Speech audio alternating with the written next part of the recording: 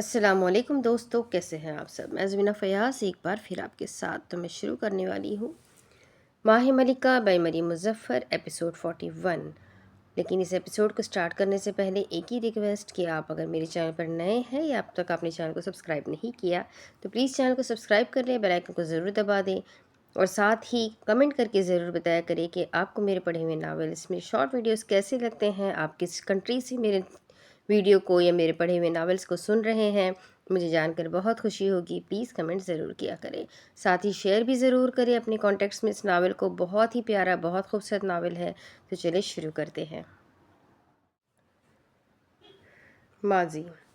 ننھے پھولوں کی پرنٹ والی سفید فراک اور اسنیکرز پہنے وہ اپنی عربی کی کلاس کی طرف روانہ تھی۔ یہ کلاس صرف بیرون ملک سے آئے افراد کے لیے تھی، ضروری نہیں ان کا تعلق جامعہ سے ہی ہو۔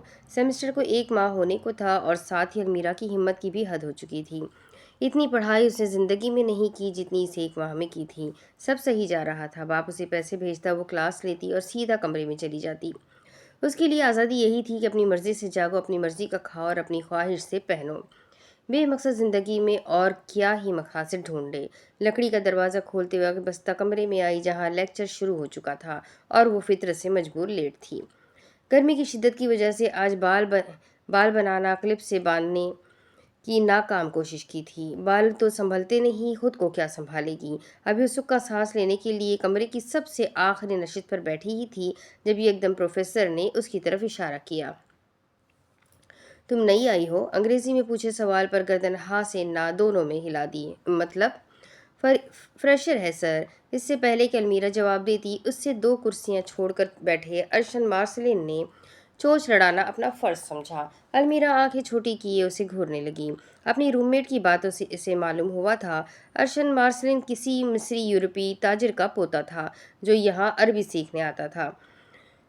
پوری عمر یورپ میں گزارنے کی وجہ سے وہ اپنی ثقافت سے کٹ چکا تھا۔ نہ صرف یہ بلکہ المیرا کی معلومات کے مطابق وہ 1 سال مینٹل ہسپتال میں ایڈمٹ بھی رہا ہے۔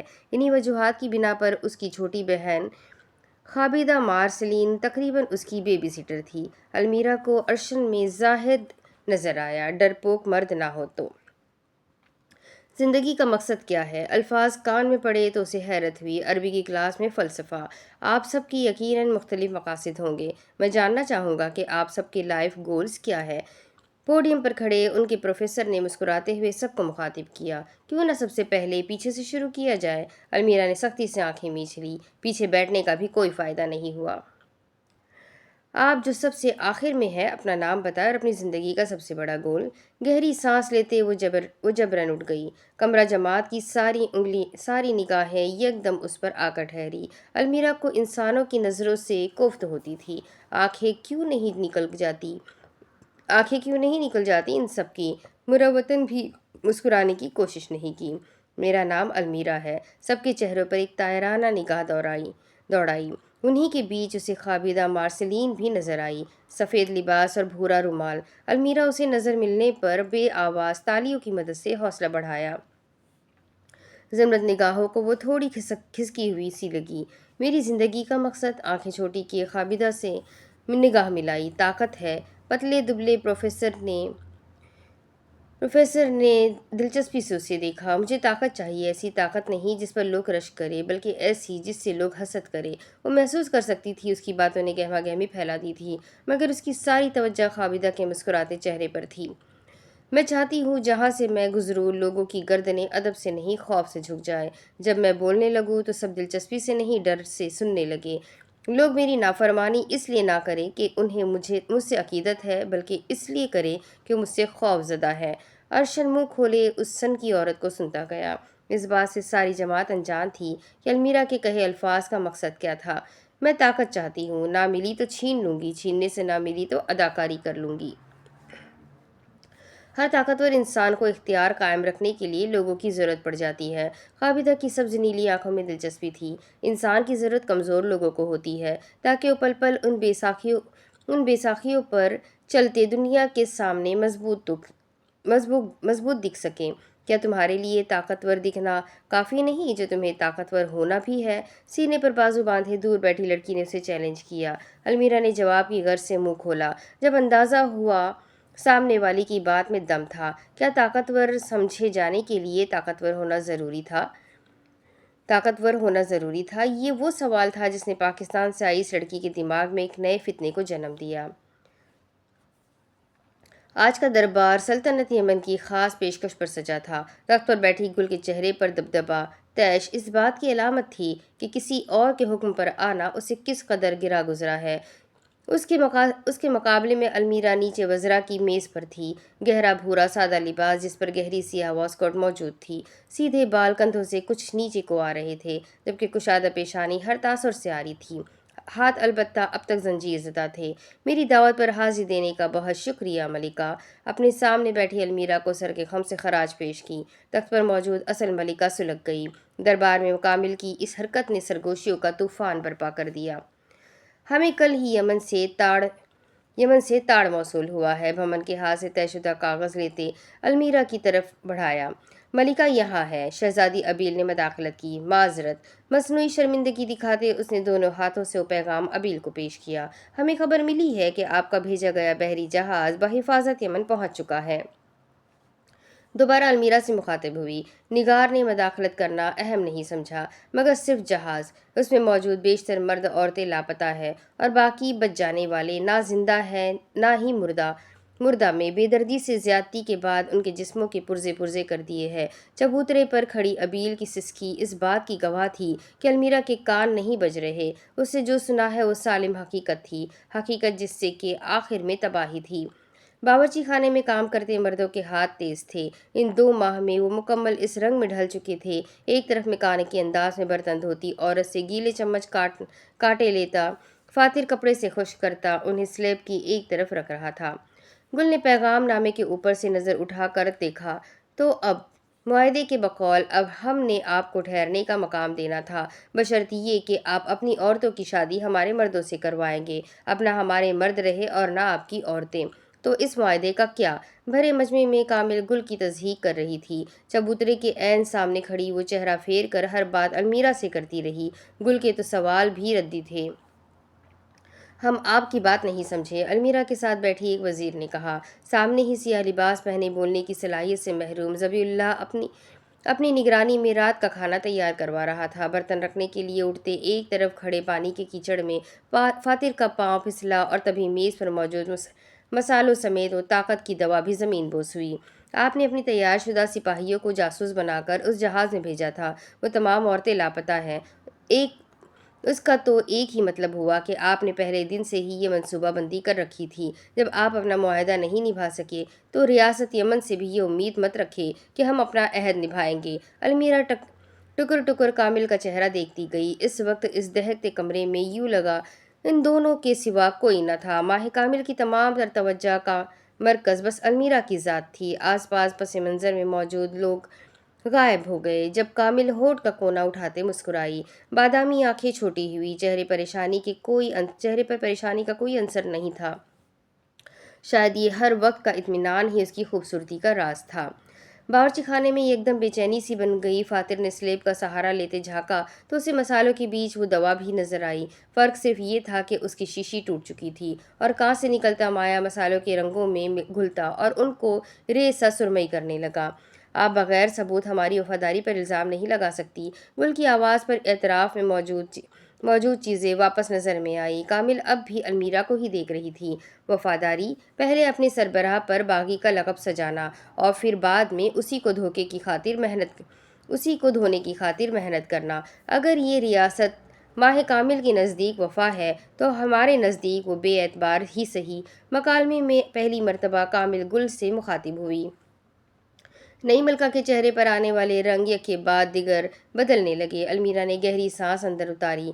سلطنت یمن کے احکامات کے مطابق آپ لوگوں کو یہ قلعہ خالی کرنا ہوگا۔ اگر آپ اپنا وعدہ نبھائے بنا غداری کر سکتے ہیں تو ہم سے بھی کسی رعایت کی امید مت رکھیں۔ جھوٹ! المیرا کے ایک لفظ نے سب کو پلٹنے پر مجبور کر دیا۔ دربار میں یوں سناٹا پھیلا جیسے سوئی گرنے کی بھی آواز آئے۔ یہ تو ٹوٹ گئی، اب کیا؟ نجف نے آگے آتے جگہ صاف کرنا چاہی جب شیشے چنتے اس کے ہاتھوں پر یکدم جلنے جیسا احساس ہوا۔ کرا کر پیچھے ہوتے وہ اٹھ کھڑا ہوا۔ سارا مجمع نجف کو دیکھ رہا تھا۔ جبکہ ایک طرف کھڑا نگران فاتر اسلام کو میں نے اپنے جاسوس تاکید کے ساتھ بھیجے ہے۔ تاکید یہ نہیں کہ وہ سب کو مار کر بھاگ جائے، بلکہ ہدایت یہ کہ کچھ بھی برا ہونے کی صورت میں مجھے اطلاع دے، اور یقیناً ان کی طرف سے کوئی نہ کوئی خبر آئی ہوگی۔ آپ ملکہ نہیں رہی جو دربار میں اپنی رائے دے۔ کامل کا لہجہ تنبیہ تھا۔ جواب میں المیرا مسکرائی، وہی خالص شیطانی مکار مسکان۔ مجھے آج آپ نے ہی بطور مہمان خصوصی بلایا ہے۔ کامل کے سر پر جیسے پتھروں کا تھال الٹ گئی ہو۔ منہ کھولے المیرا کی مسکراہٹ دیکھتے اس کا دل چاہا اپنی بہن کا منہ نوچ لے۔ مسکراتے ہوئے ہلکی بھوری اور بے انتہا سفید رنگت والی کامل آگے ہوئی۔ ویسے میرا سوال ابھی بھی وہی ہے کہ تم نے نگار کو راضی کیسے کیا؟ آج اس مہارانی کو اس سوال کا جواب بالآخر مل ہی گیا۔ چھوٹے فریب کی جڑیں بڑے دھوکوں سے ہی جا ملتی ہے۔ یہ مسالوں کے ساتھ کیا ہو رہا ہے؟ انہیں سیاہ ہوتا دیکھتے یونس نے ڈر کر کہا۔ کچھ پل پہلے والی گہما گہمی کو اب خوف کے بادلوں نے گھیر لیا۔ فاتر اسلام کو اپنا شک درست ہوتا محسوس ہوا۔ وہ طاقت کا شربت نہیں، یقیناً کچھ اور تھا۔ دوسری طرف ہم اپنے مخبروں کے جواب کے منتظر ہیں۔ جو ہی ان کی طرف سے ہمیں کوئی خبر ملتی ہے ہم معاملات بڑھا دیں گے۔ کیوں ملکہ؟ بات کرتے اچانک گل سے تصدیق چاہی۔ ہوک بنی ترک لڑکی پہلے تو حیران ہوئی، پھر بے دھیانی میں ہی گردن ہلانے لگی۔ آپ کو مہمان خصوصی سمجھ کر بلایا ہے، نہ کہ فیصلہ عائد کرنے کو۔ بھمن کے بولنے پر المیرا نے ایک نگاہ غلط بھی اس پر ڈالنا مناسب نہیں سمجھا۔ میں ملکہ سے چاہوں گی اپنا فیصلہ سنائے۔ گل حالت صدمے میں موجود تھی۔ یہاں وہ کامل کی کہانی سن کر پریشان ہوئی، وہی المیرا نے لمحوں میں کھیل الٹ دیا۔ وہ تاج تو گل کے حصول میں تھا، مگر حکومت کرنے کے گڑ اس کے خون میں نہیں۔ دوسری طرف اس کو صاف کرو، ہم غمار جی سے کہہ کر نئی دوا منگواتے ہیں۔ ذبیح اللہ کے ساتھ موجود لڑکی نے کہا۔ کیا یہ کھانے میں ڈالنا ضروری ہے؟ یونس کے سوال پر ذبیح اللہ نے اسے ایسے گھورا جیسے بغیر بوٹی پر مسالہ لگائے ہی کھا جائے گا۔ وہ نوجوان سہم کا نجف کے پیچھے چھپ گیا۔ میں 19ویں ملکہ ماہ اپنے مقام کے زیر اثر یہ فیصلہ کرتی ہوں کہ جب تک یمن میں بھیجے گئے ہمارے خبر رساؤں کی جانب سے کوئی پیغام نہیں آتا ہم اس معاہدے کو ملتوی نہیں کر سکتے۔ اور جنگ؟ سیاہ کافتان میں موجود نگار نے اپنا کردار ادا کیا۔ کیا اس کے معاملے میں بھی یوں ہی ہاتھ پر ہاتھ رکھے بیٹھنا ہے؟ اس عورت کا بس چلے تو تلواریں ہی لڑاتی رہے۔ گل نے دل ہی دل میں سوچا۔ جنگ کے متعلق بھی میری وہی رائے ہے۔ ہم لیبیا جا کر ان سے معاہدہ کریں گے، یقیناً کوئی بیچ کی راہ نکل آئے گی۔ اور جائے گا کون؟ مجمع میں سے ایک نے گل کی بات کاٹی۔ وہ لب سی کر رہ گئی اور ایک گہرا سانس لیا۔ اگر المیرا یہاں ہوتی تو وہ کس کا نام لیتی؟ سوچتے ہوئے اس نے تخت کی گدی میں ناخن پیوست کیے۔ بتائیں ملکہ، آپ نے آگے کے متعلق کیا سوچ رکھا ہے؟ ہمارا سفیر بن کر کون جائے گا؟ گل کا ذہن ایک کے بعد ایک نام مسترد کرتا گیا۔ اسے کئی لوگوں کی نظریں خود پر محسوس ہوئی۔ جب نگاہ ٹھہر کر ایک چہرے پر ساکن ہوئی، المیرا عنایت محسن اسے دیکھ کر مسکرا رہی تھی، حوصلہ بڑھا رہی تھی، امید دلا رہی تھی۔ حیرت انگیز طور پر اس مرتبہ اسے المیرا کے مزاج میں ہتک ڈھونڈنے سے بھی نہیں ملی۔ دوسری طرف آج یہ شیشی اس نے سوچ سمجھ کر توڑی تھی، مگر وہ روز یہ عمل نہیں کر سکتا۔ اس دوا کو کھانے میں شامل ہونے سے روکنے کا اسے کوئی مستقل طریقہ ڈھونڈنا ہوگا۔ برتن مانجتے اس نے دل ہی دل میں عہد کیا۔ ریاست ماہ ملکہ کی جانب سے شہزادی ابیل سفیر بن کر جائیں گی۔ سارے چہرے یکدم ایک سمت اٹھے۔ تخت کے پاس کھڑی شہزادی کی جیسے آنکھیں پھٹی کی پھٹی رہ گئی۔ اس نے خود کی طرف اشارہ کرتے اپنی خیر خواہ ملکہ کو دیکھا، جہاں گل نظروں ہی نظروں میں بہن عزت رکھ لے میری کہہ رہی تھی۔ یہ ممکن نہیں، ان کا تعلق اردن سے ہے، مصر سے نہیں۔ نگار نے اپنی چونچ لڑائی۔ بقول تمہارے اپنے ملک سے بغاوت کے بعد وہ ہماری سرپرستی میں ہے، اور ہماری حالات کو مد نظر رکھتے ہم خود مدد کے قابل بن چکے ہیں، خواہ کسی اور کو اپنے گھر میں پناہ دیں۔ اگر وہ واقعی ہماری مدد کی طلبگار ہے تو انہیں ہمارا ساتھ دینا ہوگا۔ گل فیصلہ کن انداز میں کھڑی ہوئی۔ شہزادی ابیل ہی ہمارا پیغام ہمارے دشمنوں تک لے کر جائیں گی۔ دوسری طرف میں کبھی بھی نہیں جاؤں گی۔ دربار یہاں برخاست ہوئی ابیل نے وہی گل کو گھیر لیا۔ وہ المیرا تھوڑی تھی بہکا کر قائل کر لیتی، وہ گلجان تھی دوسروں کو رضامند کرنے کے لیے ثبوت استعمال کرنے والی۔ میں تمہارا فائدہ کر رہی ہوں اور تم ہو کہ الٹا مجھ کو ہی کوس رہی ہو۔ آج اس نے تھوڑی دیر کے لیے گل بننے سے استعفیٰ دیا اور المیرا کا قاعدہ اپنایا۔ ابیل نے ناسمجھی سے اسے دیکھا۔ سرخ پوشاک والی ملکہ نے اس کے کندھے مضبوطی سے تھامے۔ تم نے بس لیبیا جانے کی اداکاری کرنی ہے، میں اس بہانے کو استعمال کرتے تمہیں تمہارے ملک تک پہنچا دوں گی۔ کیونکہ اگر راز سامنے آ گیا تو نگاہ تمہیں کبھی ہاتھ سے جانے نہیں دے گی۔ ابیل اسے غور سے دیکھنے لگی۔ تو دشمنوں کے پاس کون جائے گا؟ کوئی بھی نہیں، اس نے اس قدر عافیت سے کہا جیسے اپنے آپ دادا کے ساتھ 8 ملک ترکے میں ملے ہوں۔ ایک گیا تو کوئی نہیں، دوسرے میں رہ لیں گے۔ کوئی بھی نہیں کیا مطلب؟ یہ جنگ کب ختم ہوگی؟ تم لوگ کب اپنے گھروں کو جاؤ گے؟ تخت پر لمبی تان کر بیٹھتے گل نے اسے بھولی بھولی نگاہوں سے دیکھا۔ اب سے یہی ہمارا گھر ہے۔ ابیل کو پہلے تو شک تھا، اب اسے یقین آ چکا تھا۔ تاج کے وزن نے گل کا دماغی توازن خراب کر دیا ہے۔ کامل تمہیں کبھی یہاں نہیں رہنے دے گی، ابیل نے فکر مند لہجے میں اس پر غصہ کیا۔ کامل اور بھمن بس 2 جبکہ ہم 100 کی تعداد میں ہے، وہ ہمارا کچھ نہیں بگاڑ سکتے۔ کیا واقعی؟ گل کے ضمیر کی آواز آئی۔ کیا واقعی اس کے ساتھ کوئی کھڑا ہے؟ تم آگ سے کھیل رہی ہو گل جان، اور آگ سے کھیلنے والے ہمیشہ جلے ہیں۔ آگ سے کھیلنے والے بھی تو اسی آگ سے بنے ہیں، کرسی کی پشت سے ٹیک لگاتے اس نے خوابناک لہجے میں کہا۔ لب مسکرا رہے تھے، چہرے پر طمانینت تھی۔ ابیل بس گردن دائیں بائیں ہلا کر رہ گئی۔ اس نے صرف کتابوں میں سنا تھا طاقت ایک سزا ہے، آج اس کا زندہ سانس لیتا روپ بھی دیکھ لیا۔ روشنی اس کے قدموں کا مسکن تھی، سائے اس کے وجود کے گرد 4 دیواری۔ چہرہ اٹھا کر المیرہ عنایت نے چھت میں بنے خانوں کو دیکھا۔ اس کی حالت اس گنہگار جیسی تھی جیسے جہنم کے ایندھن سے نکال کر کچھ پل جنت کی کھڑکی کے سامنے کھڑا کر دیا ہو۔ کچھ دیر بعد اسے پھر اسی جہنم تک جانا تھا۔ تب تک جتنا ہو سکے وہ جنت کی ہوا خود میں اتارنا چاہتی تھی۔ بازو اٹھانے پر زنجیریں ٹکرائی۔ اس نے اپنے چھوٹے پاؤں کو ایک ہی جگہ گھماتے گول چکر کاٹا۔ جب چہرہ پھیرنے پر ٹھٹک گئی۔ فاصلے پر دبیر السازار ایک ستون کے ساتھ کھڑا تھا۔ جہاں المیرا کے ہاتھ پر بھاری زنجیریں تھیں، وہیں اس کے حلق سے لے کر کلائیوں میں لوہے کے کنگن۔ نہ جانے وہ کتنی دیر سے وہاں کھڑا تھا۔ آزادی مبارک ہو پرسوزو، دور سے صدا لگائی۔ دبیر ابھی بھی غیر دلچسپی لیے اسے دیکھتا گیا۔ المیرا کی مسکراہٹ پھیکی ہوئی۔ کیا تمہیں بھی میری طرح وقتی طور پر رہا کیا ہے؟ دبیر نے اس کے پاؤں سے نظر ہٹا کر چہرے پر ڈالی۔ المیرا نے اتنے دور سے بھی اس کے حلق میں ابھرتی گلٹی دیکھ لی تھی۔ فاتح سر کے قریب رہنا۔ المیرا کی رنگت سرخ گلابی ہوئی۔ کم از کم اسے دبیر سے ایسے سوال کی توقع نہیں تھی۔ گول خانوں میں گرتی روشنی اس کی آنکھوں کو بھورا رنگ بخش رہی تھی۔ قلعہ کچھ سنسان نہیں ہو گیا؟ عجیب وحشت سی ہے۔ دبیر کی بات پر اپنی بے اختیار ہوتی نفس کو قابو کرتے اس نے قدم سختی سے جمائے۔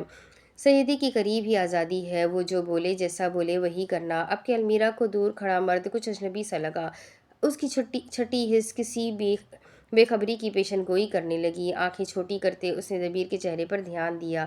یہ کہنے کا مقصد تمہیں موت خوفزدہ کرتی ہے، میں بس تمہیں اس خوف سے دور رکھنا چاہتا ہوں۔ المیرا کی قوت گوائی مفلوج ہو گئی۔ فاصلے پر کھڑا مرد اسے اپنا سا لگا۔ تم نے میرے پہلے سوال کا جواب نہیں دیا۔ کیا تم بھی وقتی رہائی پر یوں گھوم رہے ہو؟ ان دونوں کے سوا پہلی منزل پر کسی ذی نفس کی موجودگی نہیں تھی۔ دونوں کے ہی ہاتھ آپس میں بندھے تھے، ایک اجالے میں جبکہ دوسرا اندھیرے میں تھا۔ المیرا کو لگا اصل اندھیرے میں دبیر نہیں وہ ہے۔ دبیر کو کھویا ہوا سا دیکھتے اس نے یہ اخذ کیا، یہ یقیناً اتنے فاصلے سے سنائی دینا مشکل ہوگا۔ تبھی سوال دوبارہ دہرانے کے لیے لب ہلائے۔ ہاں، اس کے سابقہ ہم جماعت نے یک لفظی جواب دیا۔ بولنے کے معاملے میں وہ ہمیشہ سے کنجوس تھا۔ اس سے کہ پہلے کہ المیرا مزید کچھ سوال کرتی وہ لمبے ڈگ بھرتا پیچھے کو مڑ گیا۔ المیرا کو اس کی پشت ایک راہداری میں اوجھل ہوتی دکھی۔ بھورے بالوں والی عورت کچھ دیر تو دم سادے تعجب میں رہی۔ یہ ابھی اس کے ساتھ ہوا کیا تھا؟ باب خادم، نگاہوں کی منزل مجھ سے ٹکرائے تو دکھے گا بس ایک آرزو سے ہوں میں۔ فاتح اسلام اصول بدل تو سکتا ہے، اصول توڑ نہیں سکتا۔ اس کی موجودہ حالت کو اگر ایک جملے میں بیان کرنا ہو تو اس سے بہتر اور کوئی مثال نہ ہوگی۔ ایک ہاتھ میں شاہی پیغام دبائے اور دوسرے سے مسلسل دعائیں پڑھتے وہ تہہ خانے کی سیڑھیاں اتر رہا تھا۔ سپاہیوں کو چکمہ دینے کے لیے اسے گل کی منت سماجت کروا کر یہ سفارش نامہ بنوانے میں کتنی مشکل درپیش آئی تھی، اس کی ہم بات نہیں کرتے۔ خادم بائیں رخ کو جاتے راستے پر روا تھا، مگر آج اس کی منزل وہی بنی بائیں ہاتھ پر سیڑھیاں نہیں بلکہ دائیں ہاتھ کی راہداری تھی۔ گہری سانس بھرتے اس میدان جنگ میں موجود اکیلے کھڑے آخری سپاہی نے قدم اٹھائے۔ وہ جتنا آگے آتا اتنی ہی ٹھنڈ بڑھ جاتی۔ باقی قلعے کے مقابلے یہ علاقہ نہ جانے اتنا سرد کیوں تھا۔ وہ ایک لمبی سرنگ نما راہداری تھی جس کے اختتام پر ضرورت سے زیادہ روشنی تھی۔ اندیکھے کا ڈر اسے سر تا پاؤں تک لپیٹے ہوئے تھا۔ جب راہداری ختم ہوئی اور عین سامنے سیڑھی آئی، فاتر کھٹکا۔ آخر اتنی روشنی کا مقصد کیا ہے؟ اسے اپنے پاؤں کے تلوں تک پسینہ جمتا محسوس ہوا۔ اگر وہ یہاں آج مارا گیا تو باقیوں کا کیا ہوگا؟ المیرا کو کون نجات دلوائے گا؟ اس کا مقصد ادھورا رہ جائے گا۔ خود کو حوصلہ دیتے فاتر اسلام نے گھپ سناٹے میں سیڑھیوں پر پہلا قدم رکھا۔ دل کی دھڑکن کانوں میں سنائی دی، ٹھنڈ بھی اس کے پسینے کو گردن پر سے پھسلنے سے روک نہ سکی۔ پہلی کے بعد دوسری پر جوتے رکھے اور پھر تیسری چوتھی تیزی سے طے کی۔ کہاں جا رہے ہو؟ کسی نے پیچھے سے آتے اس کی کوہنی پکڑ کر دوبارہ پہلی سیڑھی پر کھینچا۔ اس اچانک حرکت کی وجہ سے اس کا پاؤں سیڑھیوں پر بری طرح پھسلا اور شاہی نامہ ہاتھ سے نکلتا سیڑھیوں پر پھدکتا نیچے غائب ہو گیا۔ فاتر کا ہاتھ ہوا میں ہی ملحق رہ گیا۔ وہ منزل سے کتنا دور تھا؟ مقابل نے اسے بآسانی پیچھے کھینچتے زمین پر گرایا۔ سر اٹھا کر دیکھنے پر اسے کماری نظر آئی، ایک ہاتھ میں چوڑا کمان اور دوسرا مٹھی میں بھیجا ہوا۔ فاتر نے ایک نظر سر پر کھڑی عورت کو دیکھا اور پھر اپنے ریت میں اٹھے وجود کو۔ فوراً سے پہلے سیدھے ہو کر بیٹھتے اس نے خود پر سے گرد جھاڑی، قدموں پر کھڑا ہونے کی کوشش کی۔ جب شومی قسمت پاؤں میں اس قدر شدید درد اٹھا کہ الامان ماہ ملکہ اس کی جان لے کر ہی چین سے بیٹھے گا۔ آپ یہاں کیا کر رہے ہیں خادم؟ میں کہ آیا تھا، سوچا سسر کو سلام کر جاؤں۔ رسی جل گئی مگر بل نہیں گئے۔ گردن جھٹکتے اس نے کمر پر ہاتھ رکھا۔ آپ یہاں کیا کر رہے تھے؟ دوبارہ سوال دہرایا۔ فاتر نے بمشکل آنکھیں کھولتے استانی کی طرح سبق دیتی عورت کو دیکھا۔ میرے سر پر ابھی سینگ نہیں آئے جو مارا ایسی جگہوں پر گھومتا پھروں۔ ملکہ حضور نے بھیجا تھا تو تمہارے سامنے ہوں۔ دونوں ہاتھ گود میں گراتے وہ اب اپنے پاؤں کا معائنہ کر رہا تھا۔ کماری کچھ دیر خاموش جانچتی نظر سے اسے دیکھتی رہی۔ ایک تو وہ سپاہی جب یوں چب اوڑتی تھی، فاتر اسلام کو لگتا تھا وہ کسی وجد کی کیفیت میں آمد کی منتظر ہو۔ ذرا سا جھک کر اپنا ہاتھ بڑھایا۔ ملکہ نے آپ کو کیا حکم دیا تھا؟ فاتر اسلام اس کی مدد لیتے دھیرے سے کھڑا ہوا۔ مریضوں کی دیکھ بھال کا۔ ملکہ کو جا کر کہہ دے یہاں اور مددگاروں کی ضرورت نہیں۔ فاتر نے ساتھ کھڑے انسان کو مشکوک نظروں سے دیکھا۔ فوج کے سربراہ کب سے طب کے معاملات میں مداخلت کرنے لگی؟ کماری نے جواب نہ دیا، بس اسے سہارا دیتے واپس اس سے سرنگ میں لے آئی۔ جلابیہ کے نیچے پیچھے چاقو کو ہاتھ کی مدد سے محسوس کرتے اس کی جان میں جان آئی۔ فاتر کو اس عورت پر بھی اعتبار نہیں تھا، کیا معلوم وہ اسے یہیں مار دے۔ چاقو اس نے باورچی خانے سے چرایا تھا۔ کچھ دیر دونوں کے بیچ جملوں کا تبادلہ نہیں ہوا۔ فاتر نے چہرہ گھما گھما کر ادھر ادھر دیکھا۔ یہاں کون اس کی بات سنے گا؟ اندازاً کتنے لوگ بیمار ہوں گے؟ اس نے لنگڑا کر چلتے سلسلہ کلام شروع کیا۔ فوج کی سربراہ طب کے معاملات میں دخل اندازی نہیں دیتی۔ اس کے جواب پر فاتر طنز سے ہنسا۔ مطلب وہ بھی کچھ انسان تھی، آصف نہیں۔ اندازاً ان میں سے کتنے موت کے زیادہ قریب ہے؟ دوسری طرف سے خاموشی جواب آیا۔ اور اندازاً کتنے بچے اور بوڑھے ہوں گے؟ کماری بنا کچھ بولے اس سے ایک قدم آگے چلتی رہی۔ وہ دیوار کا سہارا لیتے آہستہ سے ہی مگر قدم بڑھا رہا تھا۔ تمہارے مطابق اب تک کتنے لوگ مرے ہوں گے؟ ایک قدم کی دوری پر چلتے بھاری جوتے ٹھہر گئے، ان کے پیچھے پاؤں اٹھا کر چلتے ہلکے جوتے بھی رک گئے۔ کماری نے تعجب سے چہرہ پیچھے پھیرا۔ فاتح دونوں پاؤں مضبوطی سے جمائے اپنے سے 1 انچ اونچی عورت کی آنکھوں میں آنکھیں گاڑے ڈٹا رہا۔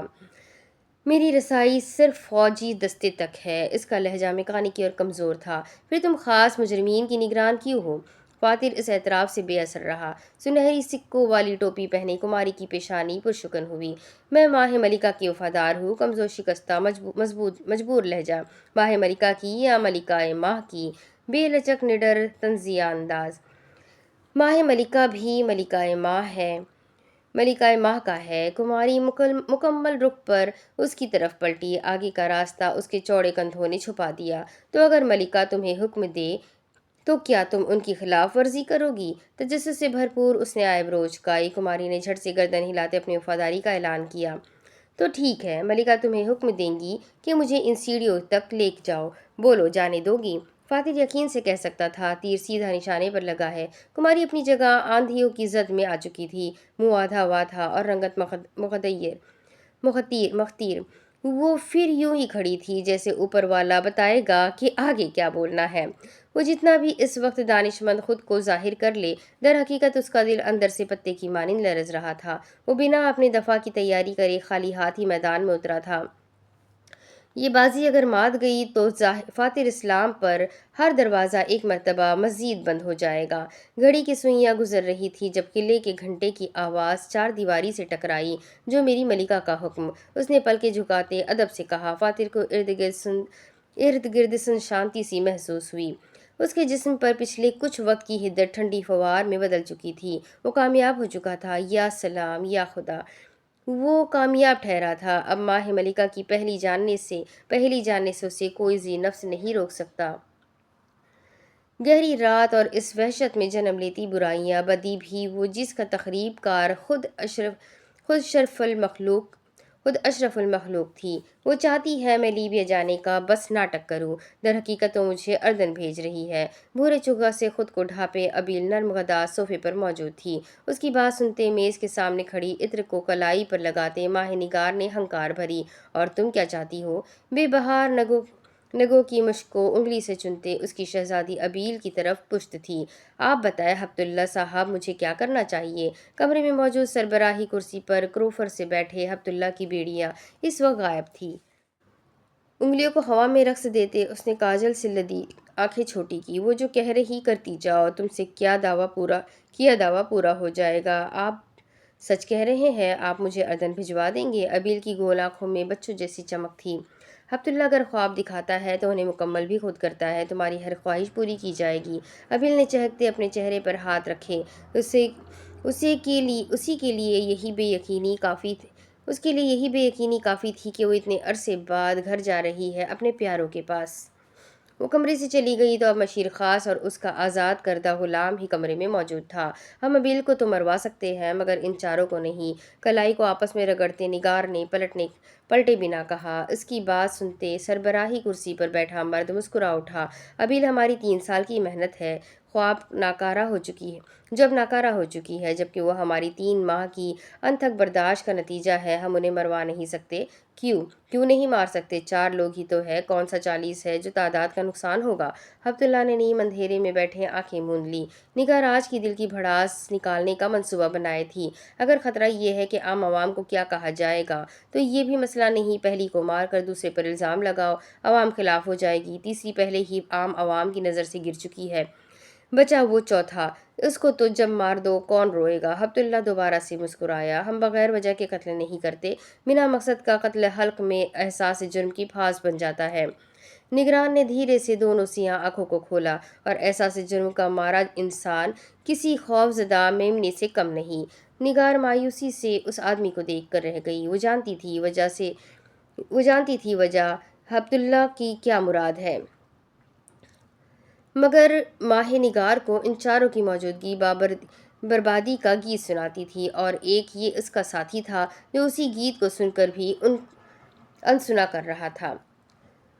دوسری طرف وہ نیند میں تھی، پلکیں پیوست اور ناک کے ذریعے مدھم سانس لیتی ہوئی۔ کچھ گھنٹے پہلے ہی اسے یہاں واپس لایا گیا تھا، ہاتھ آزاد تھے مگر خود وہ قید تھی۔ اپنی اوقات سے باعلم وہ بنا مایوس ہوئے چٹائی پر سونے کو لیٹ گئی۔ 2 بڑے دنوں بعد اسے سونا کسی بوجھ کی بجائے نعمت لگا۔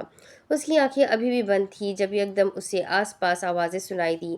جاگتی آنکھوں سے دیکھتا خواب سمجھ کر اس نے نظر انداز کر دیا، جب وہ ہوا جو اس کے بدترین وہم و گمان میں بھی نہیں تھا۔ المیرا کو کسی کے بھاری ہاتھ اپنا چہرہ دباتے محسوس ہوئے۔ اس کے سانس کے راستے میں ایک دم رکاوٹ آئی، جسم سے ساری نیند پھرتی سے غائب ہوئی۔ چہرے پر دباؤ بڑھتا جا رہا تھا۔ آنکھیں کھولتے اس نے اپنے حملہ آور کا چہرہ دیکھنا چاہا۔ کچھ اندھیرا اور اوپر سے چگا۔ مدد کے لیے آواز لگانی چاہی تو سامنے والے نے اپنی گرفت مضبوط کر دی۔ المیرا پاؤں سمیت ہاتھوں سے زمین رگڑنے لگی، اپنے ناخن حملہ آور کے ہاتھوں میں گاڑنے کی ناکام کوشش کی۔ کچھ دیر اور وہ یہاں ماری جائے گی، اسے کل کی صبح دیکھنی تھی۔ مزاحمت جاری رہی جب اس کے ذہن میں خیال آیا فاتر اس کے پیچھے خوار ہو رہا تھا۔ آج کی المیرا باوفا تھی، اس کی کوششیں رائیگاں نہیں جانے دے سکتی۔ यहाँ सामने वाले ने अपनी पूरी कुव्वत लगाई, वही अलमीरा ने बमुश्किल अपने होंठ जुदा करते नाखून उसकी जिल्द में पेवस्त कर दिए। लम्हों का खेल था। यहाँ हमलावर की गिरफ्त कमज़ोर हुई, वही अलमीरा उसे पीछे ढकेलते उठ बैठी। साथ रखा पानी का भरा मटका एक हाथ से उठाते अंधेरे में ही हमलावर का निशाना लिया। मटका यकीनन ऐन निशाने पर उसके माथे से टकराया था। तभी सामने से दर्दनाक चीख बुलंद हुई। अलमीरा के हाथ में अब इस टूटे मटके का सर था, जबकि पानी और बर्तन के बिखरे टुकड़े कहीं अंधेरे में ही गिरे थे। गहरी सांस लेते उसने दूसरे वार की नीयत से मटका बुलंद किया और घुटनों की मदद पर आगे आई, मगर शायद किस्मत की देवी ने मेहरबानी की चादर छुपा ली थी। जमीन पर बिखरे टुकड़ों में से एक बुरी तरह उसके घुटनों में खबा और वो रान पर हाथ रखते जमीन पर दाएं रुख को गिरी। कराते हुए उसके बाल आधे पानी के तालाब में थे, जबकि बाकी का आधा वजूद चटाई पर। माथे पर दर्द की शिद्दत से पसीना महसूस हुआ। निशालब दांतों तले दबाया तो मुंह में लोहे सा जायका खुला। कातिलाना हमले के बीच उसका होठ बुरी बुरी तरह जख्मी हुआ था। अपने घुटने को पकड़ते वो किसी नन्हे बच्चे की तरह माँ को बुला रही थी। सीना जल रहा था, जबकि दर्द जिस्म के कोने कोने तक सफ़र करने लगा। बड़ी हिम्मत करते उसने मांस में खबा टुकड़ा उंगलियों की मदद से लेते बाहर निकाला। कुछ पल की जलन के बाद आखिरकार सांस में सांस आई। हाथ पहलू में गिराए उसने छत को देखा। वो मलिका थी। तब उसे नरम गदाज बिस्तर में कोई मारने पहुंचा था। वो कैदी बनी तो मौत यहाँ भी उसको ढूंढने आ पहुंची। इख्तिताम अटल था, फिर चाहे इख्तिदार हो या जीस्त, जिसमें इतनी तवानाई भी नहीं बची थी कि सीधी बैठ सके। पानी बहकर उसकी गर्दन की पुश्त तक भिगो गया था। खून अब उसकी थोड़ी पर खुश्क होने लगा, मगर वो टस से मस न हुई। मलिका के कमरे में अलग ही बैठक सजी थी। दूसरी तरफ अदूब और शहजादी अबील में से किसी पहली की नज़रें झुकी थी, जबकि दूसरी मुकम्मल क्रोफर से मौजूद थी। अपना कमरा खाली करो, वहाँ आज से अबील रहेगी। मलिका के हुक्म पर मशीर ने ठिठक कर निगाह मिलाई। तुम पिछली मलिका की खास कारिंदा थी, मेरी की नहीं। अदूब ने गुल को मलामती निगाहों से देखा। एक पल नहीं लगेगा उसे सामने बैठी औरत का सच खोलने में। कुछ देर कुछ देर ही गुजरी थी जब अलमीरा को बंद आंखों के पार कदमों की चाप सुनाई दी। सहम कर सीधे होते उसने अपने दफा के लिए मटके का एक निस्बतन चौड़ा टुकड़ा उठाया। मौत की आहट पर कमज़ोर से कमज़ोर इंसान भी अगर दौड़ की ज़िंदगी की तरफ ना जा सके दौड़ कर ज़िंदगी की तरफ ना जा सके तो रेंगते हुए पहुंचने की कोशिश ज़रूर करता है। मगर मलिका हुजूर, तो फिर मैं क्या करूं? अदूब की बात पर उसकी त्योरी चढ़ी। मुझे एक खादिमा की ज़रूरत है, तुम आज से मेरी खास कनीज़। गुल के इशारे पर शहजादी ने मुस्कुराते हुए सामने रखा लाल रुमाल अदूब के नारंगी छोटे बालों के गिर्द बांध दिया। ये हुक्मरानों की मुनाफिकत थी, जो गिद्ध बनकर खुशामदों के साथ हुकूमत करते थे। ताकत कायम रखने के लिए मेहनत के बजाय साथ को तरजीह देते। जो आने वाला शख्स करीब बढ़ा तो अलमीरा की दिल की धड़कन खतरनाक हद तक तेज हुई। दोनों हाथों में अपने हथियार को थामे वो उसे बहते पानी में कदम जमाते उठ खड़ी हुई। मलिका, अलमीरा की जमा करदा खुद मुख्तारी और सख्त गिरी इस एक लफ्ज़ के आगे ढेर हो जाती। मुफलिस कैदी को खुद के वजूद में दरारें पड़ती महसूस हुआ दरारें पड़ती महसूस हुई। एक तो जब वो यूं मलिका बुलाता था, अलमीरा को खुद से ही हसद होने लगती। हाथ में जलते दिए की जगह लालटेन उठाए फातिर इस्लाम ने सलाखों के सामने लहराई। आज रोशनी कोने कोने तक फैल गई। अलमीरा उन्हीं नम पाँव, बहते खून और गीले बालों समेत कुछ देर तो बेयकीन खड़ी रही। कितना इंतज़ार किया था उसने इस मुलाकात का। एकदम भागते हुए दरवाजे के करीब आई। इंतज़ार अब मंजिल पा लेने के बाद अहमियत नहीं रखता। लोहे की जंग आलूद सलाखों के पार फातिर इस्लाम को उसके चेहरे पर वहशत, भीख, कमज़ोरी के अलावा एक और तासुर भी दिखा। उम्मीद के जलते सितारे अपने मुलाकाती को देखते मज़ीद रोशन हुए। मुझे यहाँ नहीं रहना, मुझे यहाँ से निकालो, मैं यहाँ मर जाऊंगी। फातिर, मुझे यहाँ से निकाल लो, खुदारा मुझे यहाँ अकेला मत छोड़ना। उसके हाथ लोहे पर कांप रहे थे, सरता पैर पसीने में शराबोर। वो मिन्नत समाजत करते कहीं से भी वो मगरूर औरत नहीं लगी। फातिर ने नासमझी से कैद खाने में रोशनी गिराई। अंदर का मंजर देखते तो अलमीरा के भी 14 तबक रोशन हुए। एक तरफ गिरा मिट्टी का मजबूत बर्तन पानी में नम था। बहते पानी का एक चौड़ा रास्ता अलमीरा की चटाई तक जाकर गायब हो रहा था। काल कोठरी में अलमीरा के सिवा कोई वजूद न था। यहीं पर तो उस पे हैरत का पहाड़ टूटा।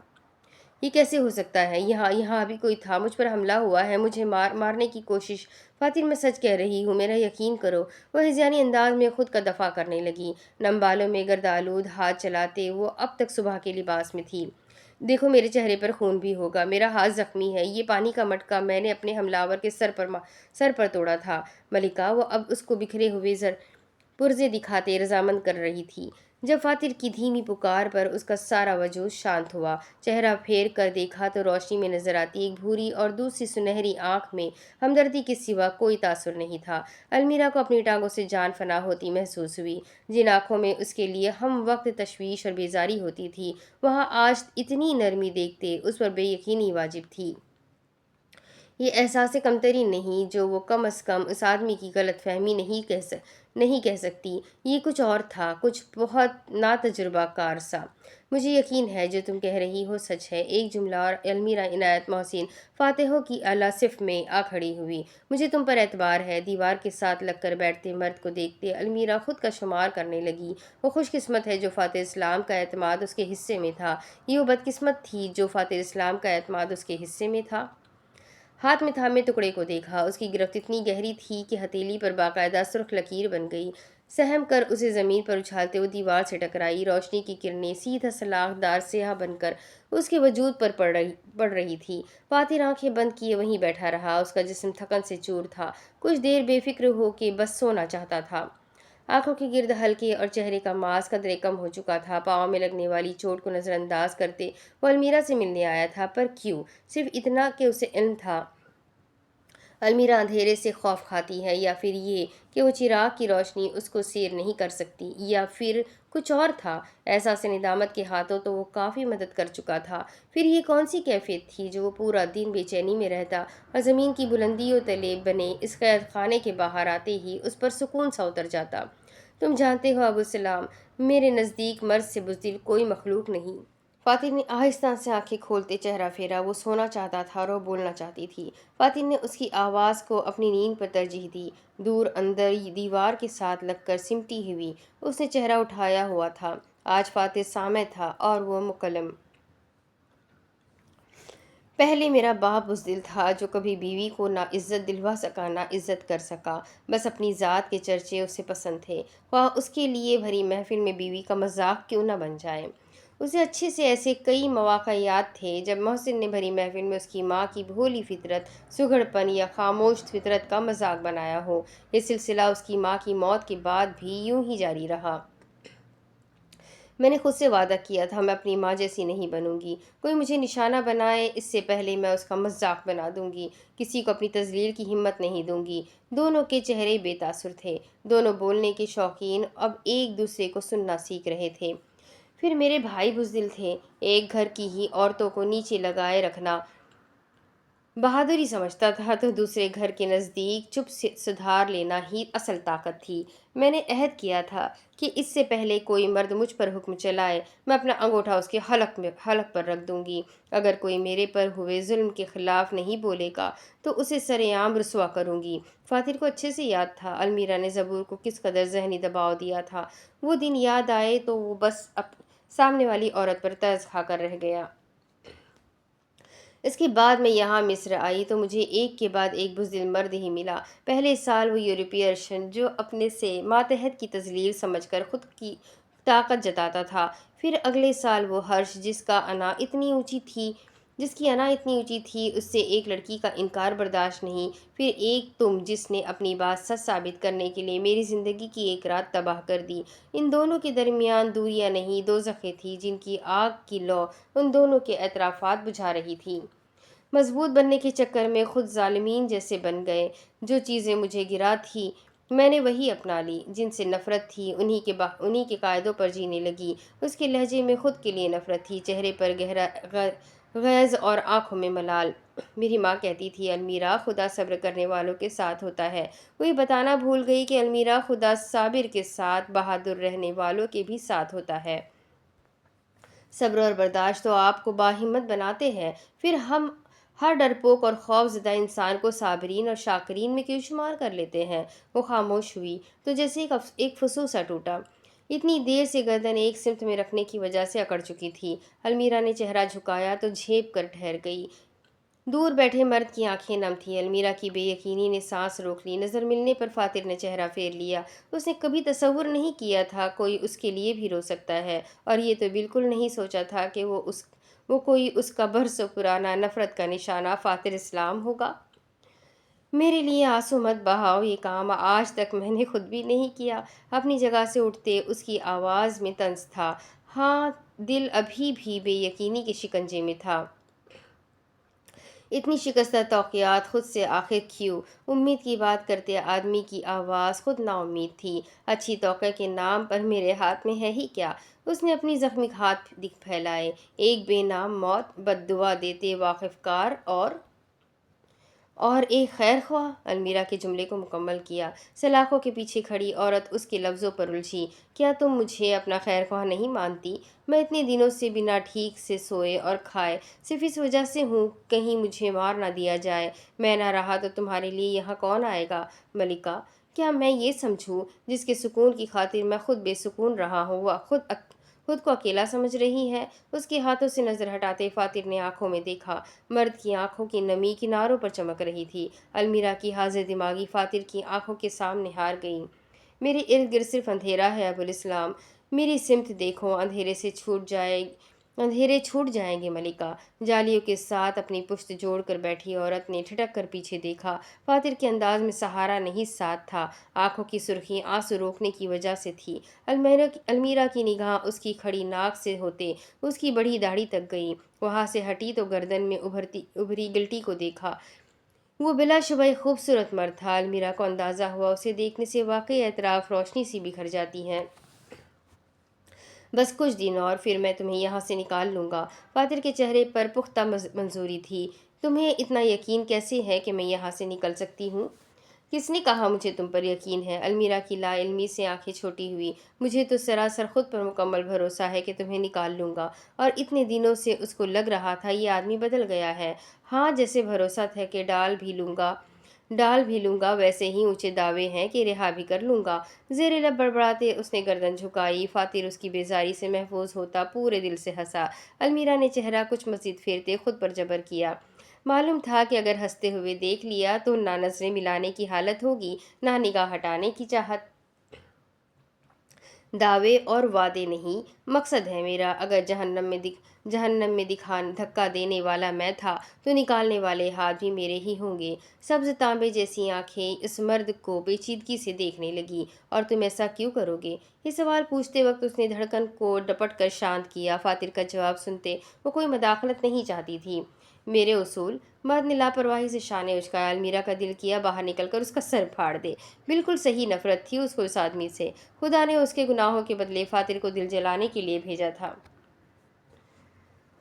اپنی نیند پوری کرنے کے کچھ دیر بعد وہ وہاں سے اٹھتا۔ اب لالٹین اٹھائے سیڑھیاں طے کرتے اوپر آ رہا تھا۔ دل مطمئن تھا اور ذہن کچھ بیدار ہوا۔ پورے دن میں وہ بس اتنی تہ خانے کے دروازے سے لگا آدھے گھنٹے کے لیے سویا تھا۔ قلعے میں ایک واحد یہی محفوظ گاہ تھی۔ اوپر آ کر دروازہ کھولتے اس نے جو ہی تھکے قدم باہر نکالے ہاتھ دروازے پر ہی رک گیا۔ سامنے سپاہی حلیے میں موجود کماری کوہنی میں پانی کی سراہی دبائے موجود تھی۔ فاتر کو دیکھتے اس کے ماتھے پر شکنوں کا جال نمودار ہوا۔ آپ یہاں کیا کر رہے تھے خادم؟ پتہ نہیں، شاید مجھے غیر ممنوع علاقوں میں جانے کا نیا شوق چڑھا ہے۔ کماری نے اسے سر تپیر عام انداز میں دیکھا۔ فاتر نے وہاں رکھی مشال کو اٹھانے کی بجائے خود سے روشنی کا بندوبست کیا تھا۔ یہ کہاں لے جا رہی ہو؟ فاتر نے اسے بیچ راہ میں روکا۔ ملکہ کے لیے ہے۔ کماری نے بڑھنے کی کوشش کی۔ کیوں؟ ان کو نئے مٹکے کی ضرورت ہے۔ پرانے کو کیا ہوا؟ وہ ٹوٹ گیا ہے۔ تمہیں کیسے پتا؟ کماری کے قدم اپنی جگہ جمود ہو گئے۔ تمہیں کیسے معلوم ان کا پچھلا مٹکا ٹوٹ چکا ہے؟ سپہ سالار کا چہرہ لٹھے کی مانند سفید ہوا۔ بے تاثر نگاہیں فاتر کے تھکے ہوئے چہرے کا اعتراف کرنے لگی۔ کچھ لمحات اور مخالف سوچیں ایک دوسرے کا جائزہ کرتی رہیں۔ سنبھل کر خادم خاص، یہ کھیل کا میدان نہیں۔ کماری کی تنبیہ پر وہ آسودگی سے مسکرایا۔ فکر نہیں، ہار بھی گیا تو ہار مانوں گا نہیں۔ کماری کے مضبوط کندھے پر تھپکی دیتے وہ آگے نکل گیا۔ پاؤں کی موچ نے اس کی مضبوط چال سست کر دی تھی۔ کماری کی نگاہوں نے اس کا دور تک تعاقب کیا۔ بآواز بلند یہ اعتراف اسے تختہ دار تک لے جاتا، مگر پھر بھی وہ یہ کہنا چاہتی تھی کہ اونچے میناروں کی بنیادیں کھوکھلی کرنا یقیناً اس مرد کا پسندیدہ مشغلہ ہے۔ اب اس کے آگے کی کہانی میں آپ کو اگلے ویڈیو میں سناتی ہوں کہ آگے کیا ہوگا۔ یہ جاننے کے لیے میرے ساتھ بنے رہیں، ویڈیو کو لائک کریں، چینل کو سبسکرائب کریں، بیل آئیکن کو ضرور دبائیں، اپنے کانٹیکٹس میں ناول کو شیئر ضرور کریں، کمنٹ کر کے ضرور بتائیں کہ آپ کو ناول کیسا لگ رہا ہے۔ تو ملتے ہیں اگلے ویڈیو میں، تب تک کے لیے اپنا خوب سارا خیال رکھیں، مجھے بھی دعاؤں میں یاد رکھیں۔ اللہ حافظ۔